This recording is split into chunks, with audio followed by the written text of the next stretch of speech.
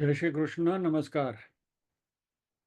श्रीमद् भगवद गीता के अध्ययन की श्रृंखला में 9वें अध्याय राजविद्या राज गुह्य योग के आज के सत्र में सभी साध्यायों का स्वागत एवं अभिवादन। ओमकार के नाद के साथ प्रार्थना करेंगे।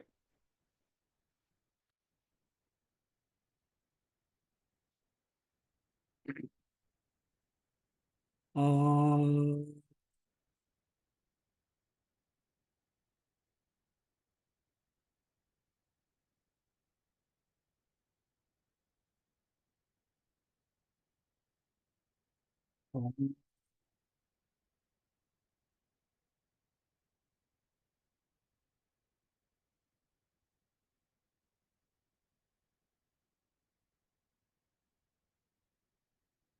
ओम।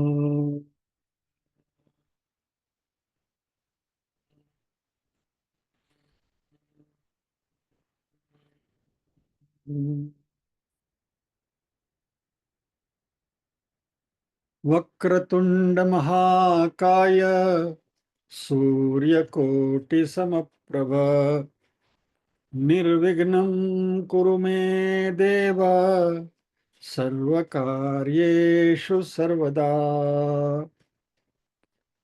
या कुन्देन्दुतुषारहारधवला या शुभ्रवस्त्रावृता या वीणावरदण्डमण्डितकरा या श्वेतपद्मासना या ब्रह्माच्युतशङ्कर प्रभृतिभिर्देवै सदा वन्दिता सा मां पातु सरस्वती भगवती निःशेषजाड्यापहा।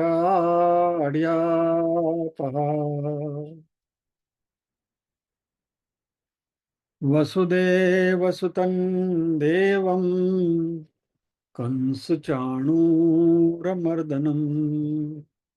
देवकी परमानन्दं कृष्णं वन्दे जगद्गुरुम्।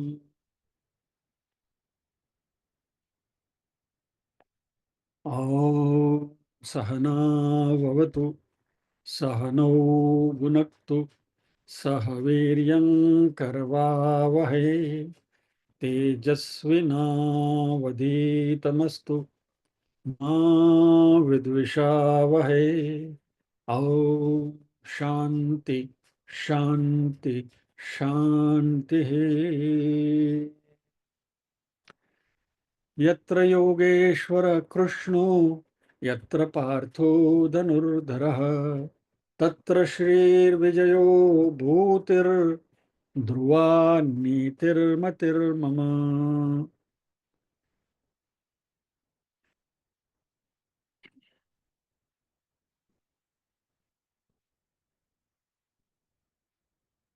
गीता बेन म्यूट कर जो।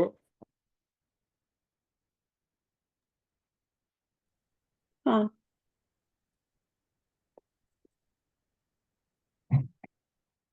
एक मिनट फरीથી अनम्यूट कर जो। सॉरी।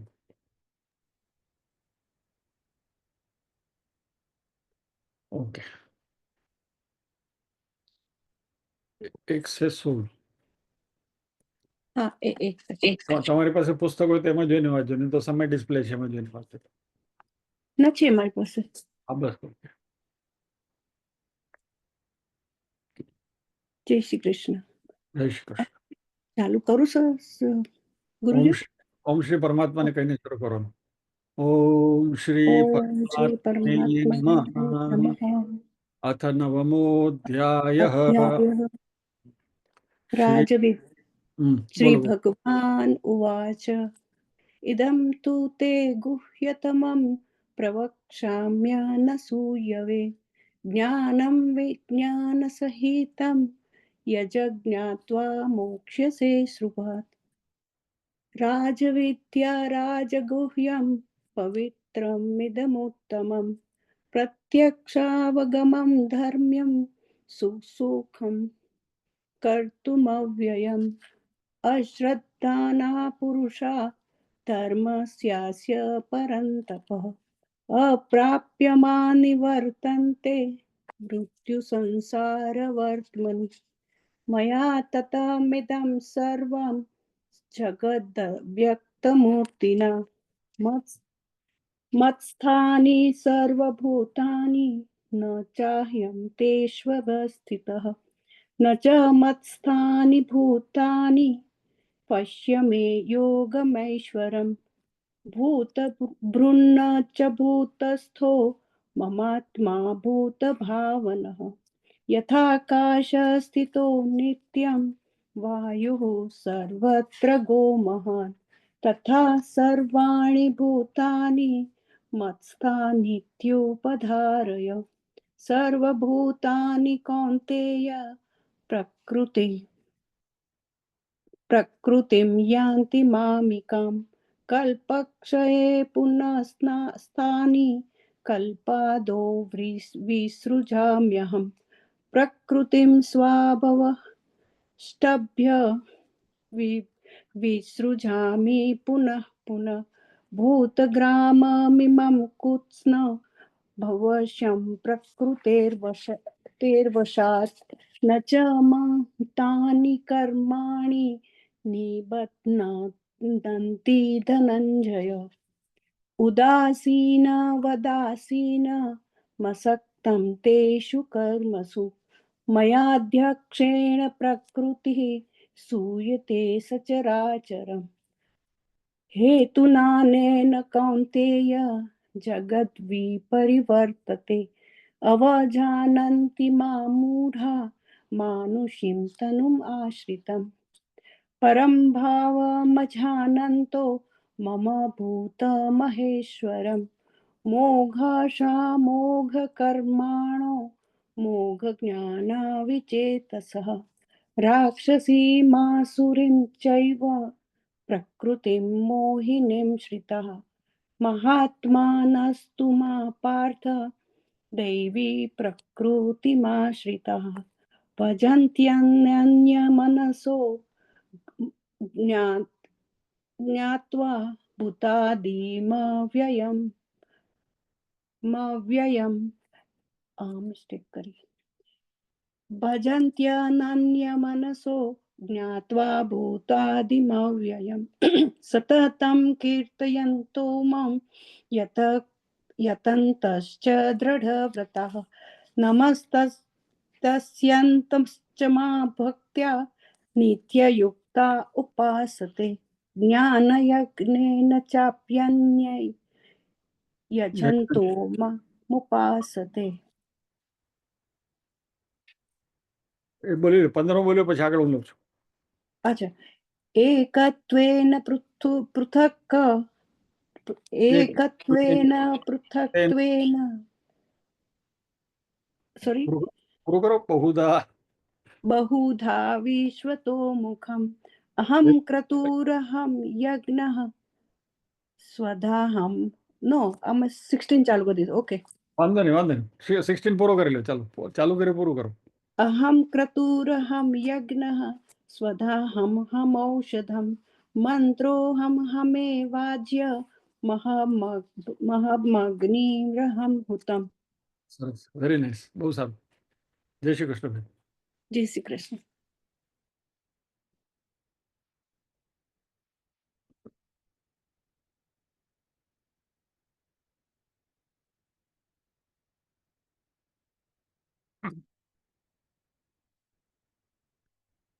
पिताहमस्य जगतो माता धाता पितामह वेद्यं पवित्रमोङ्कार रुक्साम यजुरेव च गतिर्भर्ता प्रभुः साक्षी निवास शरणं सुहृत् प्रभव प्रलयस्थानं निदानं बीजमव्ययम् तपाम्यहमहं वर्षं निगृह्णाम्युत्सृजामि च अमृतं चैव मृत्युश्च सदसच्चाहमर्जुन। त्रैविद्या मां सोमपापूतपापा यज्ञैरिष्ट्वा स्वर्गतिं प्रार्थयन्ते। ते पुण्यमासाद्य सुरेन्द्रलोक मश्नन्ति दिव्यान् दिवि देवभोगान्। ते तं भुक्त्वा स्वर्गलोकं विशालं क्षीणे पुण्ये मर्त्यलोकं विशन्ति। एवं त्रयी धर्ममनुप्रपन्ना गतागतं कामकामा लभन्ते। अनन्याश्चिन्तयन्तो मां ये जना पर्युपासते तेषां नित्याभियुक्तानां योगक्षेमं वहाम्यहम्। येऽप्यन्यदेवता भक्ता यजन्ते शुद्धयान्विताः तेऽपि मामेव कौन्तेय यजन्त्य विधिपूर्वकम्। अहं हि सर्वयज्ञानां भोक्ता च प्रभुरेव च न तु मामभिजानन्ति तत्त्वेन तश्च ते। यान्ति देवव्रता देवान् पितॄन् यान्ति पितृव्रताः। भूतानि यान्ति भूतेज्या यान्ति मद्याजिनोऽपि माम्। पत्रं पुष्पं फलं तोयं यो मे भक्त्या प्रयच्छति तदहं भक्त्युपहृतम् अश्नामि प्रयतात्मनः। यत्करोषि यदस्नासि यज्जुहोषि तदा तदा sorry यत्करोषि यदस्नासि यज्जुहोषि ददासि यत्तपस्यसि कौन्तेय तत्कुरुष्व मदर्पणम्। शुभाशुभफलैरेवं मोक्ष्यसे कर्मबन्धनैः सन्न्यासयोगयुक्तात्मा विमुक्तो मामुपैष्यसि। समोऽहं सर्वभूतेषु न मे द्वेष्योऽस्ति न प्रियः। ये भजन्ति तु मां भक्त्या मयि ते तेषु चाप्यहम्। अपि चेत् सुदुराचारो भजनते मामनन्यभाक् साधुरेव समन्तव्यः सम्यक् व्यवसितो हि सः। क्षिप्रं भवति धर्मात्मा शश्वच्छान्तिं निगच्छति कौन्तेय प्रतिजानीहि न मे भक्त प्रणश्यति। यहाँ तक हमारा अध्ययन हुआ है। क्षिप्रम भवति धर्मात्मा शश्वत शांतिम निगच्छति कौन्तेय प्रतिजानीहि न मे भक्त प्रणश्यति। हे अर्जुन, तुम प्राण लो कि मेरे भक्त का अधपतन नहीं होता। उसके बारे में हमने लंबी चर्चा कर चुके हैं। अभी 32वें श्लोक में प्रवेश करेंगे।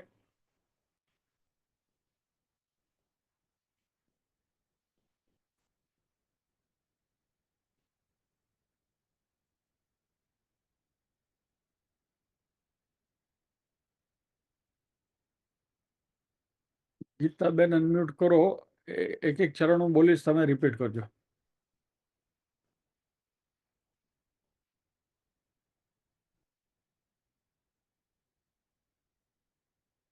गीता बेन अनम्यूट करो।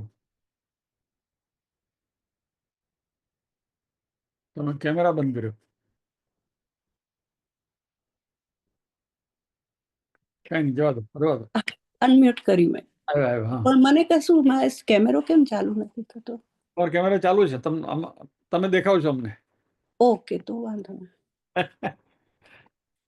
मां हि पार्थ व्यपाश्रित्य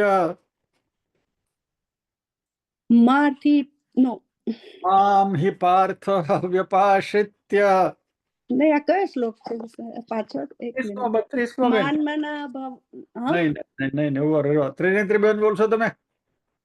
હા, આવી ગયું, મને આ મળી ગયું. નહીં, આજે તમને મળી ગયું. 32મો હા શ્લોક. હા, 32મું. યસ.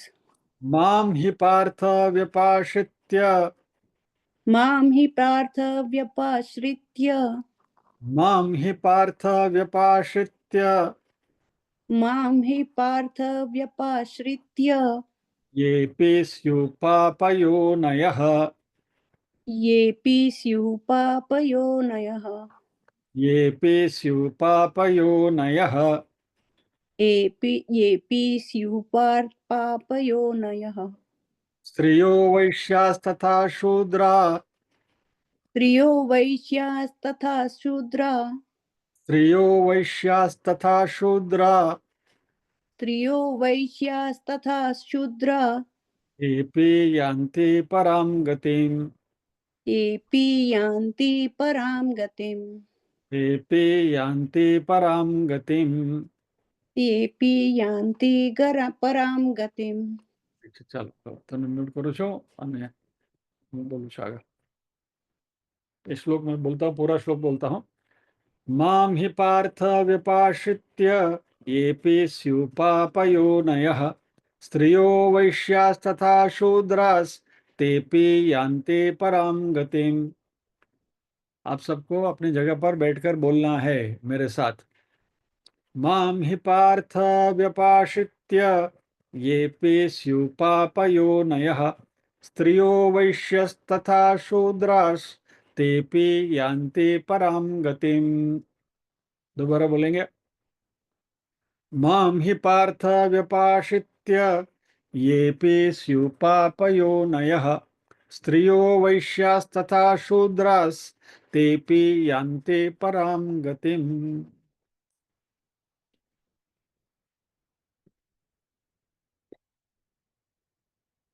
माम यानी मुझे, ही यानी क्योंकि, पार्थ यानी कि हे अर्जुन, व्यपाश्रित्य मेरी शरण में होकर, ये भी जो भी,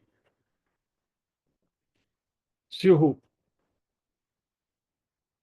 होते हैं, पाप योनयः जो पाप योनि में हैं वह, स्त्रिय स्त्रियाः यानी स्त्रियां, वैश्याः यानी वैश्या व्यापारी, तथा और शूद्राः शूद्र भी, ते अपि वो भी, यान्ति परम गतिम उनको भी परम गति प्राप्त होती है, यानी मुझे प्राप्त करते हैं। इसका सीधा सीधा ट्रांसलेशन, हे अर्जुन, स्त्री वैश्य शूद्र तथा पाप योनि चांडाल आदि जो कोई भी हो, वे भी मेरी शरण होकर परम गति को ही प्राप्त होते हैं। सेंसिटिव श्लोक है।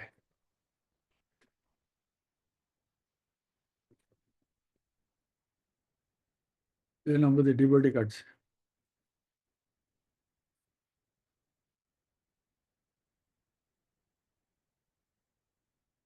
મારી વાતની હજી બત્તી થઈ નથી।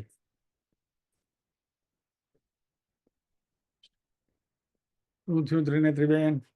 અવાજ જરા ઓછો આવે છે। મારો અવાજ ઓછો આવે છે? વોલ્યુમ તો ફૂલ છે મારું। ઉભા રહ્યો, થોડું નજીક લ્યો। હવે બરાબર આવે છે? સારું, થોડું મોટેથી બોલો।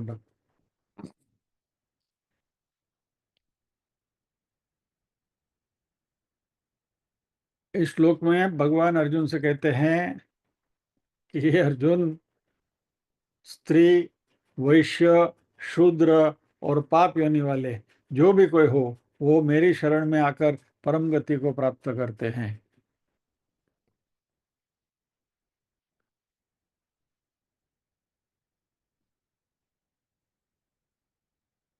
भगवान ने डिबड़ी काढवा मन થાય કે નહીં?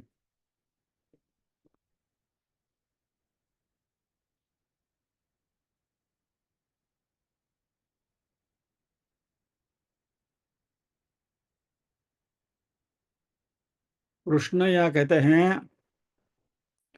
कि वो लोग भी जिनको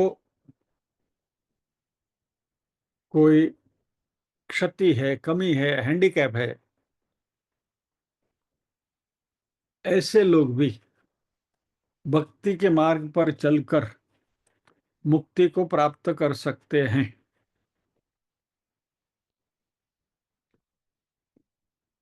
और ये हैंडीकैप या डिसएडवांटेज में शारीरिक, मानसिक और बौद्धिक तीनों प्रकार के क्षति या तो हैंडीकैप हो सकता है। हम कहते हैं विकलांग। तो विकलांग व्यक्ति शरीर से भी हो सकता है, मन से भी हो सकता है, बुद्धि से भी हो सकता है। अब इसमें शरीर से विकलांग तो हम देखते हैं कि जिनका शरीर में कहीं खोड़खापड़ हो, शरीर से विकलांग हो। मन से विकलांग यानी जो मन से जो वीक है, बराबर, अर्धा गांडा, मन से विकलांग। और बुद्धि से विकलांग कि हम बैठते तो हैं लेकिन कुछ समझ में नहीं आता, सब ऊपर से जाता है, ये बुद्धि से विकलांग। फिर बाकी और भी हैंडीकैप्स होते हैं पर्यावरण के, फिर जो वातावरण में हम पनप रहे हैं उसके, पेरेंट्स के, जिस कुटुंब में हम हैं वहाँ के हैंडीकैप्स होते हैं। वैसे वैसे नास्तिक के घर में मान लो कि जन्म हो गया प्रहलाद के जैसा, हिरण्यकशिपु के घर में, भगवान का नाम ही लेना मना है, नाम लोगे तो मार डालेंगे। ये तो सबसे बड़ा ही ये है ना। तो कृष्ण कहते हैं कि हे पार्थ, माम ही व्यपाश्रित्य तेपि पराम गतिम यान्ति। जो इस प्रकार से डिसएडवांटेज है जिनका, वैसे व्यक्ति भी, कि जिनको अध्यात्म की प्रगति में बार बार बाधा आती है, वैसे भी परम गति में यान्ति, यानी उनको भी मोक्ष मिल सकता है।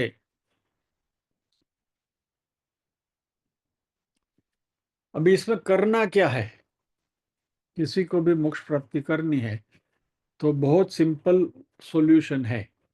ये कोई बड़ी रॉकेट टेक्नोलॉजी नहीं है, और मोक्ष प्राप्त करना वो कोई बड़ी लंबी चौड़ी बात भी नहीं है। यदि हम कर सके तो बहुत आसान है, लेकिन हम कर नहीं पा रहे हैं, ये हमारी बहुत बड़ी विडंबना है। करना क्या है, हमें संसार में किसी का भी सहारा न लेते हुए मात्र और मात्र परमात्मा का ही सहारा लेना है, तो मोक्ष निश्चित। But then it has to be 100%, 100% सहारा परमात्मा का।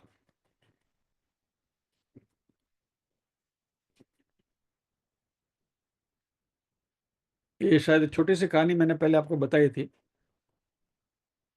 पुष्टि मार्ग में कुछ 84 कहानियां हैं, 84 वैष्णवों वार्ता। उनमें से एक कहानी कुछ ऐसी है कि एक वृद्धा थी, माजी थी, उनका एक खेत था, और वो माजी कृष्ण की बड़ी भक्त थी। घर में पुष्टावेला ठाकुर जी थे और उनकी भक्ति करती थी, और हमेशा उनकी शरण में श्री कृष्ण शरण मम का जाप किया करती थी। अभी उनका एक छोटा सा खेत था, और वो खेत में वहाँ के जो राजा थे, उसका जो अफसर आता है, वो खेत का वो उसका जो क्षेत्रफल है वो नाप कर कितना कर देना है, वो कर उसके ऊपर से तय हुआ करता, टैक्स, एग्रीकल्चरल टैक्स। तो वहाँ वो जो आदमी आया था राजा का, उसने वो माँ जी से कहा कि माँ जी, ठीक है, तुम्हारा इतना बड़ा खेत है, मैं तुम्हारे इसमें क्षेत्रफल आपका कम लिखता हूँ ताकि आपको टैक्स कम हो जाए। तो माँ जी ने उसको बोला कि थैंक यू भैया, तुम मेरा ख्याल रखते हो, तुम्हारा बहुत बहुत धन्यवाद। और फिर माँ जी गई घर पे। अभी रोज भोग ठाकुर जी को लगाती थी और सामने बैठते थे, तो ठाकुर जी आके भोग आरोपते थे। उस दिन ठाकुर जी आए नहीं भोग आरोपने के लिए। माँ जी रोने लगी, प्रभु क्या हो गया, मेरे से गलती क्या हो गई, रोज आकर मेरे साथ बैठते हो, आप भोग आरोपते हो, और आज ऐसा क्यों। ठाकुर जी ने कहा कि आज तक तुम मेरी शरण में थी, आज तुमने राजा के उस व्यक्ति को धन्यवाद कहा कि तूने मेरी मदद करी, थैंक यू, तो अभी तुम उसकी शरण में गई, तो फिर उसके साथ देख लो। भगवान પછી આમ બહુ નઠા રહો એટલે અનન્યાસ ચિંતયંતોમાં એટલે और कोई नहीं, खाली मैं, ही इज वेरी पॉजिटिव। बोल ऐसा यदि तुम कर सकते हो तो मोक्ष निश्चित है। लेकिन शरण, टोटल शरणागति भगवान की प्रपत्ति, जिसको वैष्णव पुष्टि मार्ग में कहते हैं, यानी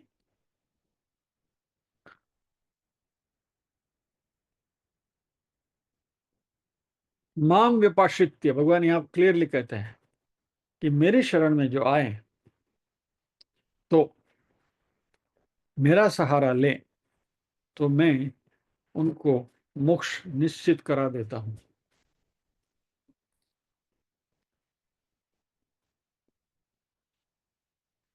शंकराचार्य जी, थोड़ा मैं डाइग्रेस करता हूं।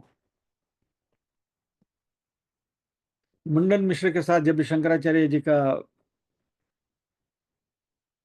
शास्त्रार्थ हुआ था, वो कहानी तो आप सबको मालूम है। और शंकराचार्य जी ब्रह्मचारी थे, इसलिए उनको गृहस्थी के बारे में, रति क्रीड़ा के बारे में कुछ मालूम नहीं था। तो राजा के काया में परकाया प्रवेश करके उन्होंने वो अनुभव लिया, और तभी उनको थोड़ा समय, टेम्पररी समय के लिए उनको अपना शरीर छोड़ना पड़ा था, ओरिजिनल शरीर शंकराचार्य का, किसी राजा के शरीर में सूक्ष्म शरीर से प्रवेश करने के लिए।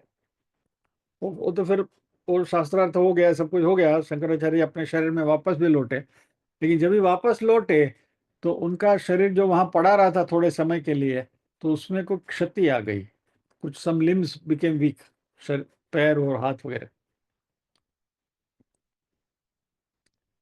तो शंकराचार्य जी ने 17 श्लोकों का करावलंब स्तोत्र की रचना करी थी उस समय पर। उसमें सभी स्तोत्र के अंत में, एक एक स्तोत्र के एंड में ये आता है, लक्ष्मी नृसिंहा मम देहि करावलंबम। ये लक्ष्मी के साथ नृसिंह भगवान मेरे शरीर के हाथ और पैर को ठीक करिए। यानी वो भी उस समय भगवान की शरण में गए थे।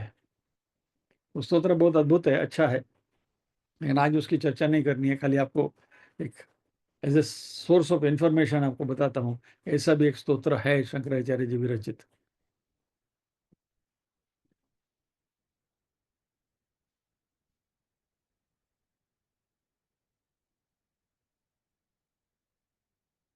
तो किसी भी परिस्थिति में, कहने का तात्पर्य क्या है, किसी भी परिस्थिति में हमें सहारा ही लेना है तो परमात्मा का सहारा लेना चाहिए। और भगवान कहते हैं कि ऐसा करेंगे तो मैं मोक्ष निश्चित कर देता हूं, आपका रिजर्वेशन कंफर्म।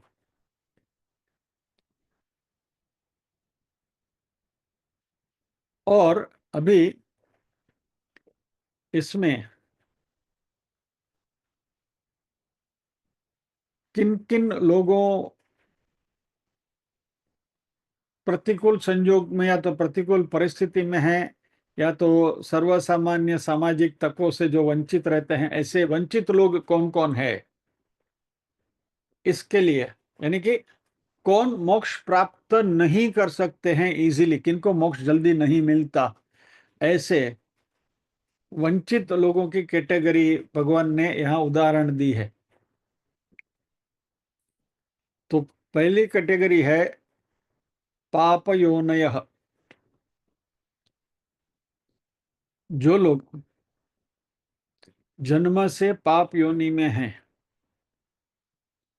यानी ऐसे लोग जिनके पास अध्यात्म के विकास का कोई साधन नहीं है, यानी जहां जन्म हुआ है वहां परिस्थिति ऐसी है कि वहां अध्यात्म के साथ कोई लेना देना ही नहीं है।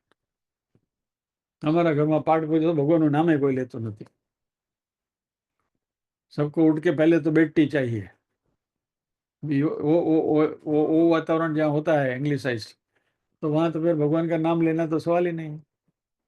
तो ये पाप योनि है।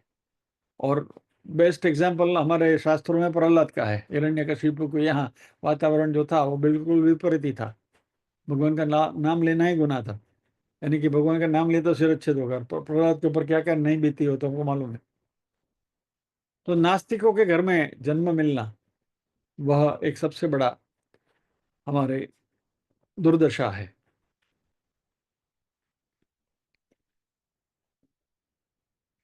दूसरा एग्जाम्पल भगवान ने यहाँ स्त्रियों का दिया है।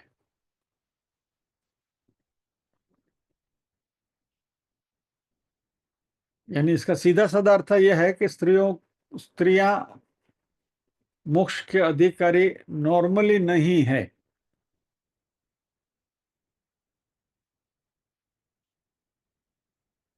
એટલે શરૂઆતમાં મેં જ કીધું કે આ શ્લોક સાંભળીને ડીબી નાખવાનું મન થાય ને, સ્ત્રીયા મોક્ષ કે અધિકારી સમજો શું તમારો? હે ભગવાન, સૌથી વધારે પૂજા સ્ત્રીયા કરતી हैं। धार्मिक स्त्रियां होती है, घर वाले तो कुछ करते नहीं है, तो ठड़िया बैठा है એમને। એને તો ક્યાં લાગે વળગે પાઠ પૂજા માળા જપ બધું અમે કરીએ, અને તમે કહો કે સ્ત્રીયા મોક્ષ के अधिकारी नहीं है, ये है क्या है? लगा क्या रखा है? और किसी किसी कमेंटेटर ने तो इसके ऊपर सिक्सर लगाई है, स्त्री वैश्य और शूद्र, और भगवान ने चौथी पाप योनि कही है। तो किसी किसी कमेंटेटर ने ऐसा लिखा है कि स्त्री वैश्य और शूद्र ऐसी पाप योनियों को मोक्ष नहीं मिल सकता, ये मोक्ष का अधिकारी नहीं है, यानी कि स्त्रियों को पाप योनि में बिठा दिया। ठीक है, अभी हमने तो यहाँ पाप योनि को अलग कर दिया, तो वे पाप योनि के जो नास्तिकों के घर में जन्म मिले वैसी, तो लेकिन स्त्री को स्पेसिफिकली कहा है।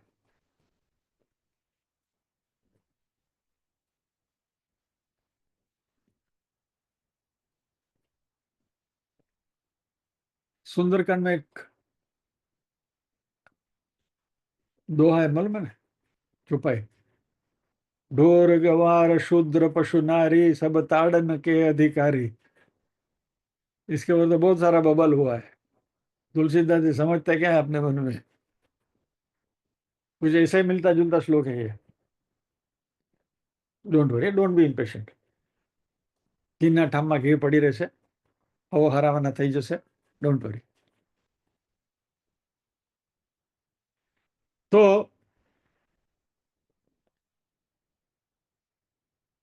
स्त्रियां जो लिटरल ट्रांसलेशन के अनुसार मोक्ष के अधिकारी नहीं है, परमात्मा की शरण ले, अनन्य शरण ले, इस तरीके से प्रपत्ति से दूसरा कोई का सहारा ना लेते हुए, तो हमें लगन करिए શું કરીએ? અમારા વરનું શરણ ન લેવું, એની પર આધાર ન રાખવો। वैसे तो बोलते पति, जो जो पातयति इति पति, जो हमको तारता है उसको पति कहा गया, तो उसके पति की शरण न ले, तो भाई मैं બધા પરણે લાવે કરવું गड़बड़। धीरज रखिए, उसका भी सॉल्यूशन आपको लेकिन लिटरल ट्रांसलेशन स्त्रियां मोक्ष के अधिकारी नहीं है, they are at a disadvantage. आगे बढ़ता है। वैश्य यानी व्यापारी,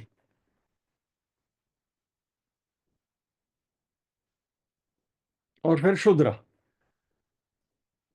तो स्त्री वैश्य और शूद्र, ये तीन कैटेगरी के लोग और पाप योनि के लोग, वह साधारणतया मोक्ष उनको प्राप्त करने में कठिनाई है, लेकिन भगवान बोलते कि मेरी शरण में आएंगे तो उनको मोक्ष मिल सकता है।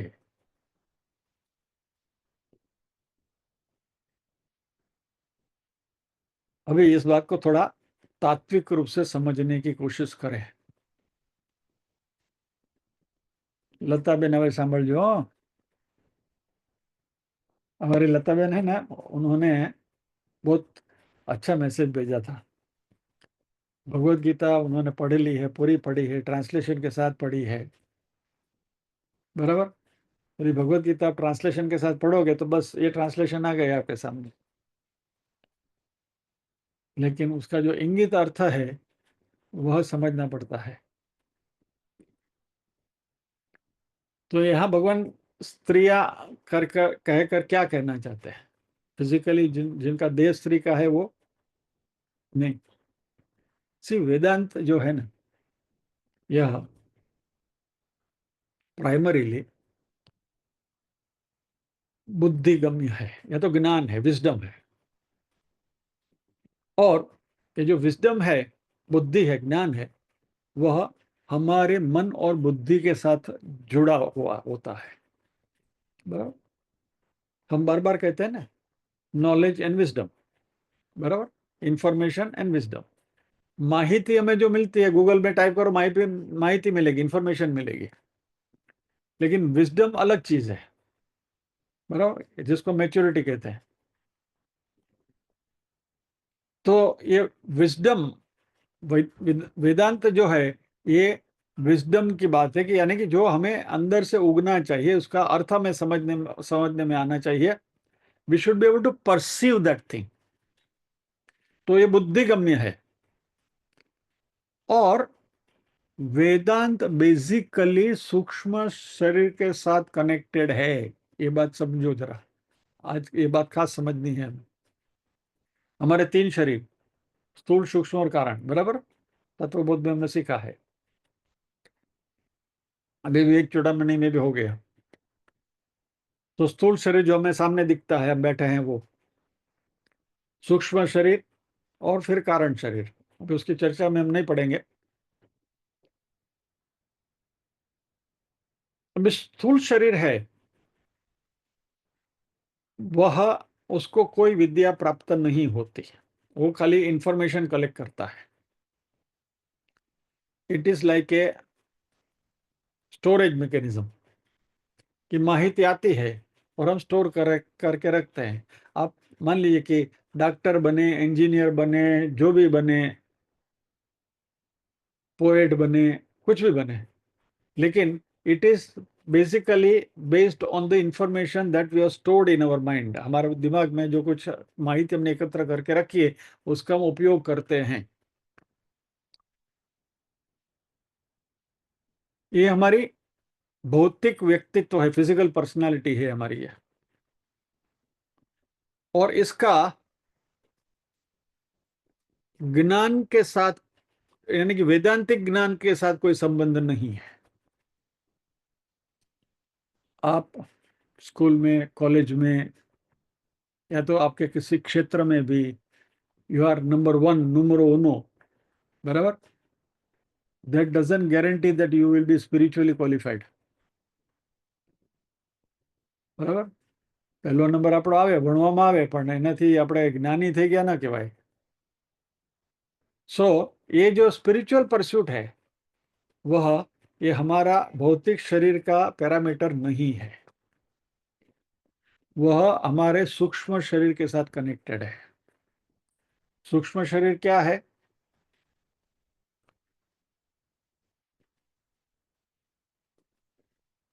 एक मिनट में इसको समझ लेते हैं।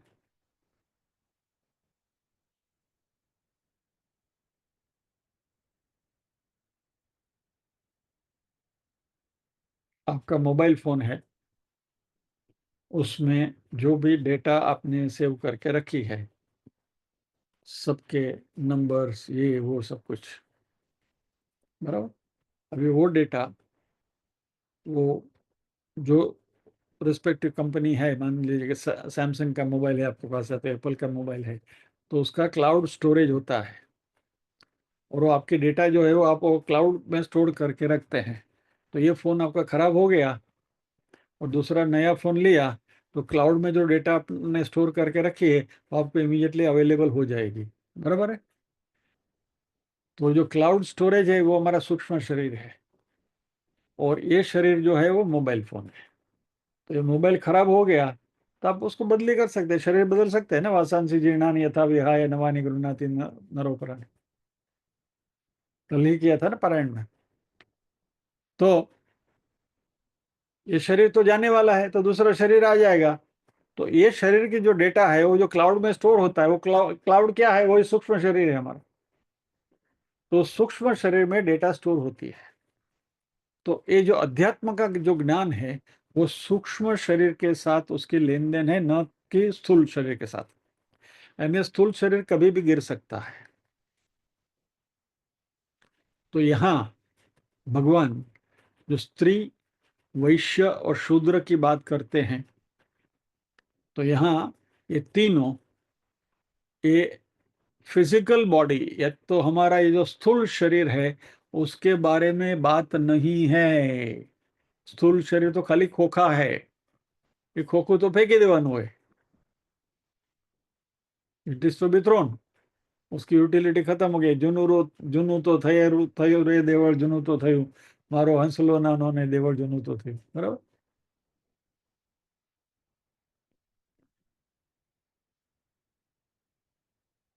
तो यहाँ स्त्री, वैश्य और शूद्र कहते हुए भगवान सूक्ष्म शरीर की का जो व्यक्तित्व है, तो इनर पर्सनालिटी जो है उसके बारे में अंगुली निर्देश कर रहे हैं। तो क्या है जरा देखते हैं हम। यानी स्त्री पर्सनालिटी यानी क्या, वैश्य पर्सनालिटी यानी क्या, शूद्र पर्सनालिटी यानी क्या। तो स्वभावे स्त्रीत्वम, स्वभावे वैश्यत्वम और स्वभावे शूद्रत्वम, सूक्ष्म शरीर का स्वभाव। न कि शरीरे स्त्रीत्वम, शरीरे वैश्यत्वम, शरीरे शूद्रत्वम, उसकी बात नहीं है। એટલે આપણે ગભરાવું નહીં, હા, મોક્ષના અધિકારી છીએ આપણે। तो अब ये स्वभाव स्त्रीत्व है क्या, ये क्या भला है, इसकी चर्चा हम कर चुके हैं। किसी को याद है? इसकी गहरी चर्चा कर चुके हैं, डिटेल में करी है। चलो मैं आपको याद दिला देता हूं।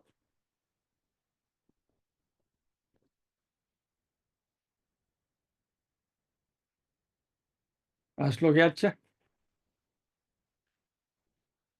जंतूनां नरजन्म दुर्लभ, सॉरी, जंतूना नरजन्म दुर्लभमत पुंस्त्वं ततो विप्रता तस्मात् वैदिक धर्म मार्ग परता विद्वत्वमस्मात् परम आत्मानात्म विवेचनम स्वनुभवो ब्रह्मात्मनां संस्थितेर्मुक्तिर्नो शतकोटि जन्म सुकृते पुण्य विना लभ्यते। पहला ही श्लोक मंगलाचरण के बाद शंकराचार्य ने विवेक चूड़ामणि, ये श्लोक के ऊपर हमने बहुत लंबी चर्चा करी है। तो क्या कहा है? जंतु नाम नर जन्म दुर्लभम, जीव में प्रथम तो नर जन्म, मनुष्य जन्म मिलना दुर्लभ है, उसमें भी पुरुषत्व, उसमें भी ब्राह्मणत्व, वगैरह वगैरह सारी चर्चा हमने करी, याद है? तो जब भी यहाँ ये पुरुषत्व की बात आई थी तो कि पुरुषत्व यानी कि पुरुष का शरीर नहीं। We had discuss this, scratch your mind. नहीं तो રીટાબેન આગળનું લખેલું જોઈ જજો।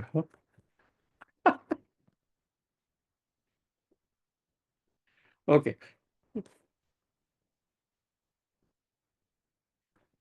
स्वभाव से स्त्रीत्व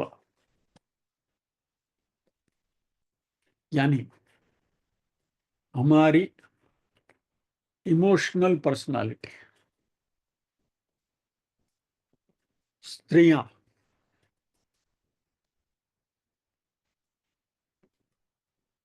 उसमें जाने से पहले, चलो इसकी चर्चा बाद में करते हैं। पहले पहले मैं आपको थोड़ा थोड़ा हेवी हो गया तो थोड़ा लाइट हो जाते हैं।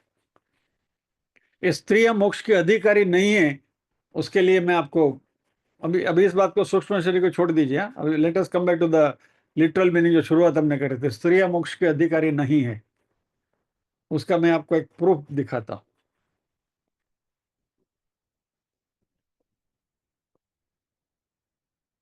जो यदि मिल गया तो, हाँ,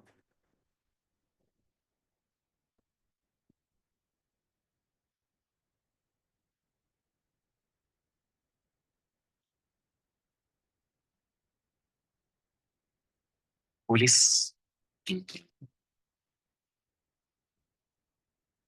आपको क्लिप बताता हूं, मैं दिखाता हूं।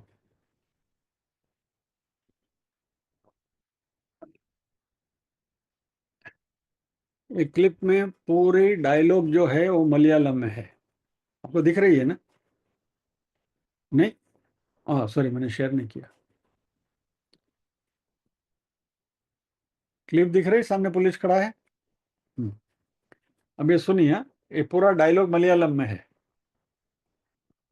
और इसमें नीचे कैप्शन लिखा है, do not need to know Malayalam. ये इस क्लिप को समझने के लिए मलयालम भाषा जानना जरूरी नहीं है, लेकिन क्लिप मलयालम में, पूरी क्लिप मलयालम में है। सुनिए, देखिए राधा, और उसका आनंद लीजिए।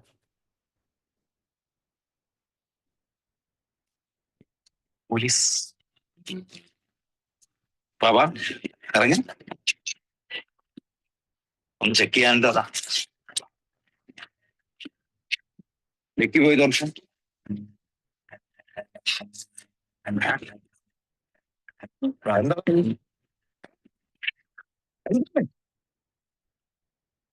സ്ത്രീകൾക്കെതിരെയുള്ള വയലൻസ് ഞാൻ വെച്ചു പൊറപ്പിക്കൂല. എന്തുമോളെ ബീച്ച് കൊണ്ടുപോകും. ആഴ്ചയിൽ ഒരു 3 സിനിമയ്ക്കെങ്കിലും കൊണ്ടുപോകാൻ പറഞ്ഞാൽ കേൾക്കോ? മാസത്തിലാകെ സിനിമയ്ക്കാണ് കൊണ്ടുപോകണേ. ഒരു ലിപ്സ്റ്റിക് വാങ്ങാൻ പറഞ്ഞാലും പച്ച വാങ്ങാൻ പറഞ്ഞാൽ ചുവപ്പ് വാങ്ങും. എന്റെ മനസ്സിലാവും ഈ കറി വെക്കാൻ എന്ത് കറി വെക്കുന്നത്? മീൻ വെക്കാൻ പറഞ്ഞാൽ വെറുതെ കറി കുമാരി വെക്കാൻ ഒരു കറി വെക്കണ്ടേ? ഇങ്ങനെയുള്ള ഒരാൾ കൂടിയാണല്ലോ ഞാൻ ഇത്രയും കാലം എടുക്കുന്നത്. എന്റെ അവസ്ഥ എനിക്ക് മനസ്സിലായി.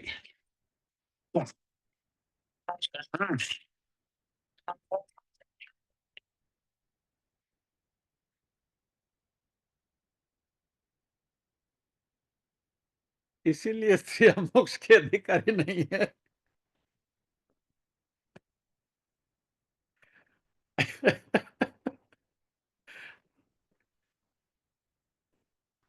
Anyway, तो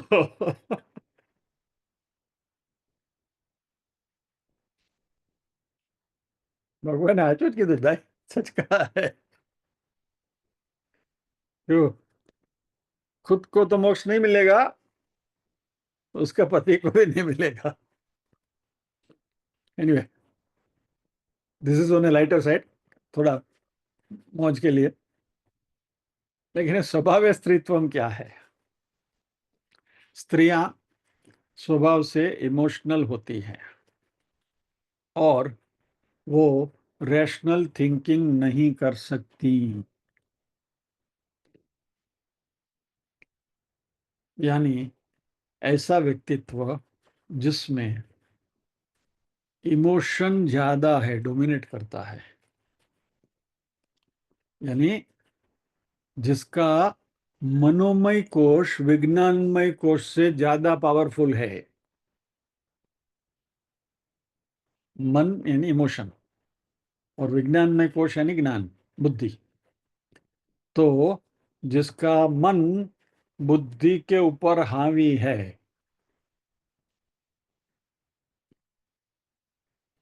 और एक छोटा सा एग्जांपल आपको दे दूं।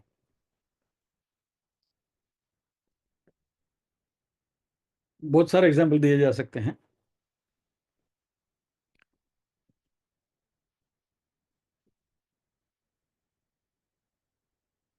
सॉरी, अनायास से लता नाम याद આવી ગયું। લતાબેન, તમારી વાત નથી, લતાબેન પાઠકની વાત નથી। લતાબેનના પાડોશી રીટાબેનના ઘરે 45 ઇંચનું ટીવી આવ્યું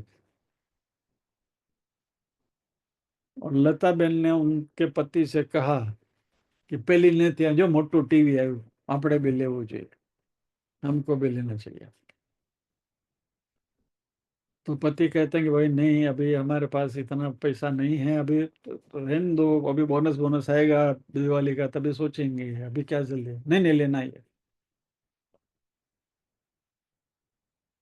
पति बोला ठीक है, चलो मैं कुछ बंदोबस्त करता हूँ, ऑफिस में जाके सेठ से बोलता हूँ, कुछ लोन वोन मिले तो क्या करेंगे। और उस बात को वहां छोड़ दी। 2 दिन के बाद लता बेन पति से जाकर बोलती है, नहीं नहीं जाने दो ना, हमको टीवी नहीं लेना है, खाली पीली क्यों खर्चा करने का, उसने लिया तो वो ले लिया, हमको नहीं लेना है। लेकिन जब ये पति समझा रहे थे कि नहीं अभी हम नहीं ले सकते हैं, तभी नहीं, हमको तो लेना ही। तो ये मनोमय कोश बुद्धिमय कोश के ऊपर ज्यादा पावरफुल है, यानी इमोशनली स्त्रियों का स्वभाव है कि दे गेट कैरिड अवे। गत सत्र में शुक्रवार, अगले शुक्रवार के सत्र में हमने ये बात करी थी, यदि आपको याद है तो। किसी ने आके आपसे कह दिया कि फला फला बहन ने फला फला बहन को आपके बारे में कुछ ऐसा कहा था, कांडी लगी जाए। फिर रैशनली सोचने का नहीं, आ गए लाइन में, हाँ ऐसा उसे देख लो ना, संतुड़ी समझे छो सोनामणि।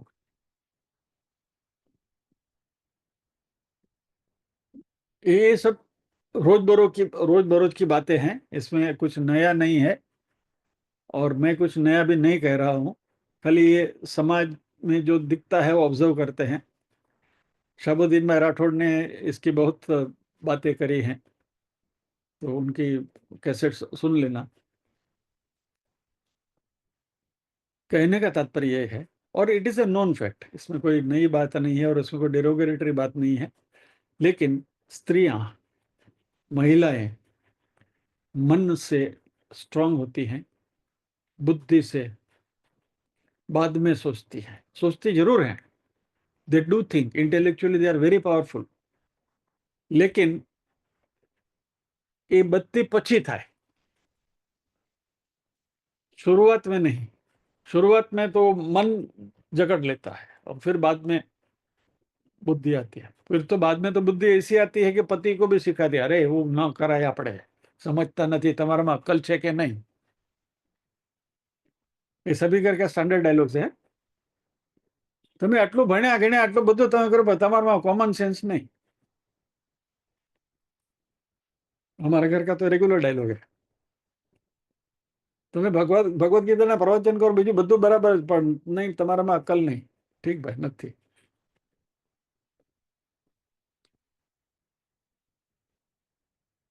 ये नारी का स्वभाव है, महिलाओं का स्वभाव है, you have to accept it. और इसमें कोई ये नहीं, there is nothing to be felt sorry about, इसके बारे में दुखी होने की बात नहीं है, हकीकत है। लेकिन यहाँ जो बात भगवान करना चाहते हैं वो ये है कि नारियां, महिलाएं इमोशनली ज़्यादा एक्टिव होती हैं, यानी कि वो रैशनल थिंकिंग बाद में करती हैं, इमोशनली पहले कैप्चर हो जाती हैं। चलो, आज समय हो रहा है, तो इस इंटरेस्टिंग बात को यहाँ आधी छोड़कर आज के सत्र को विराम देकर प्रार्थना करेंगे। इसके ऊपर थोड़ा मनन करना, होमवर्क फॉर यू। आज जो नहीं आए हैं,